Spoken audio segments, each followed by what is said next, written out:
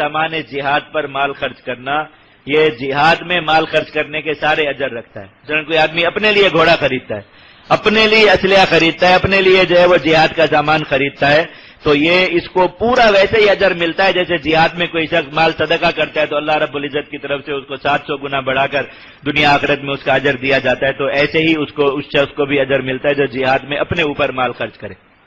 خود جہاد میں نکل کے اللہ رب العزت اسے بڑا اجر عطا فرماتے ہیں. تو یہ ایک تو ان کو حکم ہے. دوسرا عامت المسلمین کو حکم ہے کہ وہ جہاد پر مال خرچ کریں اور اپنے آپ کو ہلاکت سے بچائیں، اس لیے کہ اگر وہ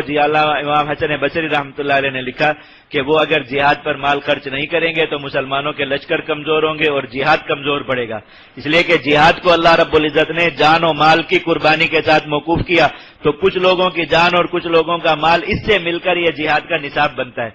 اگر مال خرچ کرنے والے لوگ اپنا مال بچائیں اور جہاد پر خرچ نہ کریں تو جان دینے والے لوگوں کے پاس اسباب اگر نہیں ہوں گے ان کا جہاد کمزور ہوگا، تو اس کی وجہ سے ہلاکت سارے مسلمانوں پر پڑے گی، کیونکہ جب کفر غالب آئے گا تو سارے مسلمان اس کی وجہ سے ہلاکت میں پڑیں گے، ان کا ایمان بھی خطرے میں ہوگا، ان کی جانیں ان کی عزتیں بھی خطرے میں رہیں گی. تو یہ عامت المسلمین کو حکم ہے کہ وہ جہاد میں مال خرچ کریں اور اپنے آپ کو ہلاکت سے بچائیں. یہ یعنی کفر کی تباہی کی، کفر کے جو غلبے کی ہلاکت ہے وہ ان پر نہ ہے. اور تیسرا مطلب اس کا یہ ہے کہ جہاد میں مال خرچ کرو اور اپنے آپ کو ہلاکت سے بچاؤ. اس میں اشارہ ہے سورہ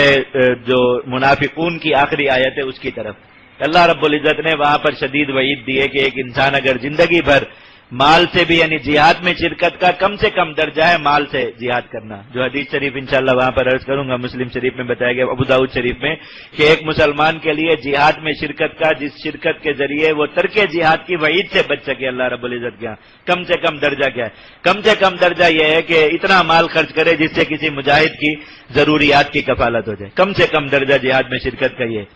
تو ایک انسان نے اگر زندگی بھر یہ بھی نہیں کیا، اللہ رب العزت موت کے وقت میں اسے دکھاتے ہیں کہ وہ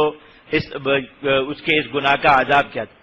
تو وہ اس وقت میں اللہ رب العزت سے گڑ گڑاتا ہے، طلب کرتا ہے کہ اللہ تعالیٰ اسے اجازت دے دیں، اتنی زبان کو قوت دے دیں کہ وہ صرف جو ہے وہ اس گناہ سے توبہ کا اعلان کر دے اور اپنا مال اتنا اللہ کی راہ میں خرچ کرنے کی وصیت کر دے، لیکن اللہ تعالیٰ اس کو مہلت نہیں دیتے. تو اس ہلاکت کی طرف اشارہ ہے کہ تم اگر اپنا مال خرچ نہیں کرو گے جہاد میں تو اللہ رب العزت نے اس پر جو وعید دی ہے اس کا شکار ہو جاؤ گے اور ہلاکت میں پڑو گے.